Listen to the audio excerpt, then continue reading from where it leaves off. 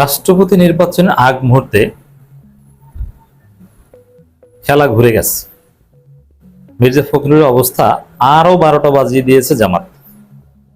দর্শক, আমি এই আলোচনা করছি তখন রাষ্ট্রপতি প্রার্থী কে হবে বিএনপির, মানে কে রাষ্ট্রপতি হবে, এটা প্রার্থী না। এ বিষয়ে তারেক রহমান তার স্থায়ী কমিটির সাথে মিটিং এ বসছেন। কিছুক্ষণের মধ্যেই হয়তো সিদ্ধান্ত আসবে, বাট আপনারা আলোচনা তো আরো পরে শুনবেন।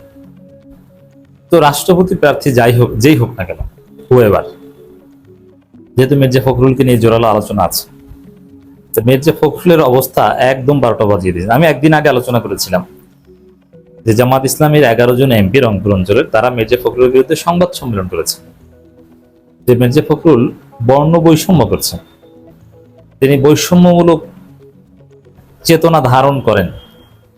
তিনি বলেছেন যে বিএনপি ক্ষমতায় আসলে রংপুরের লোকজন জাতীয় পার্টি করে আর এখন জামাত করে, এই কারণে আপনারা পিছিয়ে উন্নয়ন পাচ্ছেন না।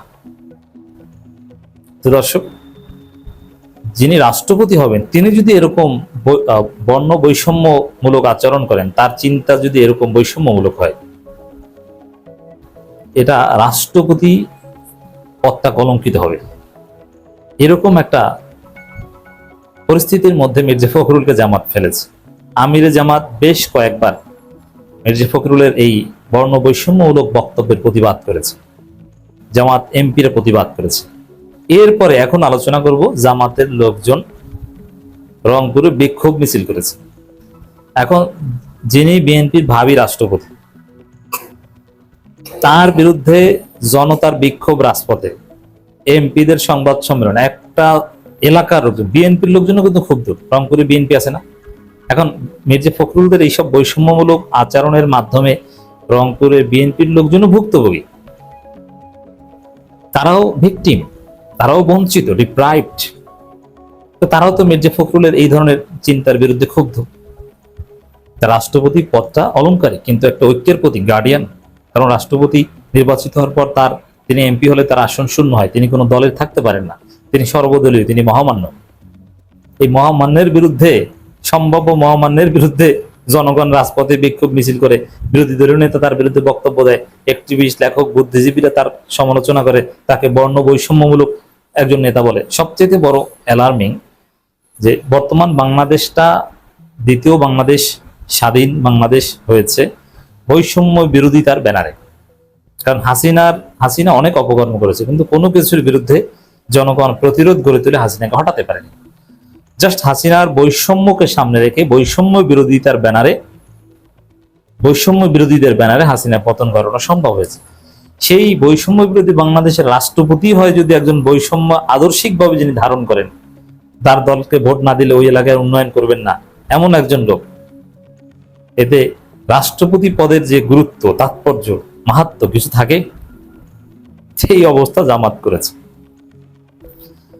যেহেতু এই আলোচনাটা করছি বিএনপির রাষ্ট্রপতি কে হবে এটা নির্ধারণের ঠিক আগ মুহূর্তে, তো যদি বাই চান্স মির্জা ফখরুলকে রাষ্ট্রপতি প্রার্থী না করা হয়, তাহলে বুঝবেন অনেক কারণের মধ্যে এটা একটা কারণ, যে মির্জা ফখরুল রাষ্ট্রপতি নির্বাচনের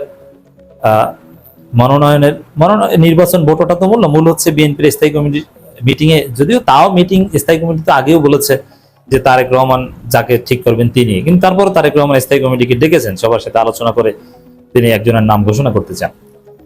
যদি মির্জা ফখরুলের নাম ঘোষণা না করেন, তাহলে বুঝবেন যে এই মির্জা ফখরুল একটা ধরা কেস, জামাত তার অবস্থা 12টা বাজিয়ে দিয়েছে। আর যদি তার নাম ঘোষণা করে, তাহলে এটা বিএনপি একটা ভুল হবে যে এরকম বৈষম্য যার আদর্শ তাকে রাষ্ট্রপতি বলেন। এটা রাষ্ট্রপতি পদটা সুন্দর এবং প্রত্যাশিত না, বরং এই ক্ষেত্রে major Hafiz was perfect. Major হাফিজকে করলে ভালো হতো, বা যে কোনো কিছু আপনারা হয়তো শুনেছেন এতক্ষণে। এই যে মির্জা ফখরুলকে বেকায়দায় ফেলে দেয়া, এটা তার অর্জন। তিনি পাল্টা কথা বলেছেন, বেকায়দায় পড়েছেন। পাল্টা কথা না বললে তার বেকায়দায় পড়তেন না। রাষ্ট্রপতি হলেও দেখবেন যে এই বক্তব্য নিয়ে মির্জা ফখরুলের যে বিতর্কিত কর্ম, এটা নিয়ে ব্যাপক আলোচনা হবে, নির্মোহ পর্যালোচনা হবে। কারণ এটা তো হাসিনার আমল না যে রাষ্ট্রপতির বিরুদ্ধে কিছু বলা যাবে না। যেমন হাসিনার আমলে আমরা যারা সরকার বিরোধী অ্যাক্টিভিস্ট ছিলাম, আমরা হাসিনাকে প্রধানমন্ত্রী শেখ হাসিনা এভাবে বলতে হয়েছে, বাধ্য হয়েছে, দেশের বাইরে বসেও বলতে বাধ্য হয়েছে। শেখ মুজিবুর রহমানকে বঙ্গবন্ধু শেখ মুজিবুর রহমান ছাড়া কখনো আমরা মুজিবের নাম উচ্চারণ করতে পারিনি। তো দর্শক, এখন তার এরকম না, এখন বাক স্বাধীনতা আছে, এটা বিএনপি অনেককে ধরে জেলে নেয়, ঠিক আছে, তারপরও অতীতের যে কোনো সময় চাইতে বাক স্বাধীনতা ভালো, ইউনূসের আমলের সাথে তুলনাযোগ্য না, কিন্তু তারপরও বাক স্বাধীনতা আছে, এখানে সমালোচনা করা যায়। আমি বলবো না যে হাসিনার মতো সমালোচনা করা যায় না। এখানে রাষ্ট্রপতি মির্জা ফখরুল ইসলাম আলমগীরকে অনেকে মহামান্য রাষ্ট্রপতি মির্জা ফখরুল ইসলাম আলমগীর বলে, যদি তিনি রাষ্ট্রপতি হন, তারপরে তার সমালোচনা করবে। বিশেষ করে সুপ্পুর মতো একজন নির্লজ্জ ব্যক্তি যেহেতু দীর্ঘদিন রাষ্ট্রপতি পদে থেকেছেন, যার ফলে পুরো রাষ্ট্রপতি পদটাকে গালি দেওয়ার একটা ট্র্যাডিশন, একটা কালচার বা একটা স্বাভাবিকতা চলে এসেছে। এই জায়গায় দর্শক, মির্জা ফখরুল রাষ্ট্রপতি হলেও জনগণের সমালোচনা, এই বর্ণ বৈষম্যমূলক আচরণের ফলে তার বিরুদ্ধে যে জনগণের ক্ষোভ, এটা থেকে বাঁচতে পারবেন না। রাষ্ট্রপতি হওয়ার পর যদি রংপুরে যান, রংপুরে মানুষ বিক্ষোভ করবেন।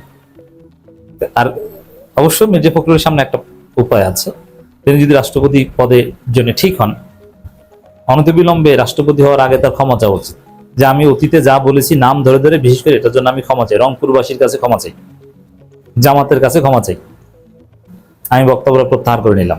এটা বললে হয়তোবা তিনি বেঁচে যেতেন। এমনিতে যোগ্য লোক এবং অনেক দিক থেকে ভদ্রলোক, কোনো সন্দেহ নাই, কিন্তু তার আকীদায় সমস্যা আছে। মির্জা ফখরুলের পলিটিক্যাল আকীদায় সমস্যা আছে, আওয়ামী লীগের প্রতি প্রেম আছে, ভারতের প্রতি প্রেম আছে, ইসলামের প্রতি বিদ্বেষ আছে, পুরো পলিটিক্যাল আকীদায় সমস্যা আছে। আবার এখানে তো দেখলেন যে রংপুর নিয়ে বৈষম্যমূলক আকীদা আছে তার। গণতান্ত্রিক রাজনীতিতে এটা একদম ঠিক নয়। মির্জা ফখরুলের বক্তব্যের প্রতিবাদে রংপুরে জামাতের বিক্ষোভ সমাবেশ। স্থানীয় সরকার, পল্লী উন্নয়ন ও সমবায় মন্ত্রী মির্জা ফখরুল ইসলাম আলমগীরের বক্তব্যের প্রতিবাদে রংপুরে বিক্ষোভ মিছিল সমাবেশ করেছে জামাত ইসলামী। রংপুর মহানগর জামাতের উদ্যোগে নগরের পাবলিক লাইব্রেরি মাঠ থেকে বিক্ষোভ মিছিল বের হয়ে এটি সিটি বাজার, পায়রা চত্বর, জাহাজ কোম্পানি মোড়, প্রেস ক্লাব ও গ্র্যান্ড হোটেল মোড় ঘুরে শাপলা চত্বরে গিয়ে শেষ হয়। পরে সেখানে সংক্ষিপ্ত সমাবেশ অনুষ্ঠিত হয়। সমাবেশে সভাপতিত্ব করেন রংপুর মহানগর জামাতের আমির এটিএম আজম খান, সঞ্চালনা মহানগর জামাতের secretary K M Anwarul Islam কাজল, বক্তব্য দেন জেলা জামাতের সেক্রেটারি এনামুল হক।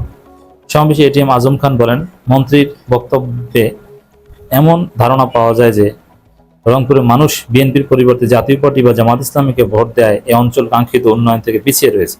এ ধরনের বক্তব্য রংপুরবাসীর রাজনৈতিক সচেতনতা, স্বাধীন মত প্রকাশের সাংবিধানিক অধিকারকে খাটো করা।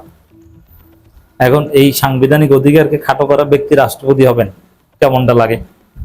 সেই জন্য এখনো বলি, মির্জা ফখরুল, আপনি জরুরি ভিত্তিতে ক্ষমা চান, আপনার বক্তব্য প্রত্যাহার করুন।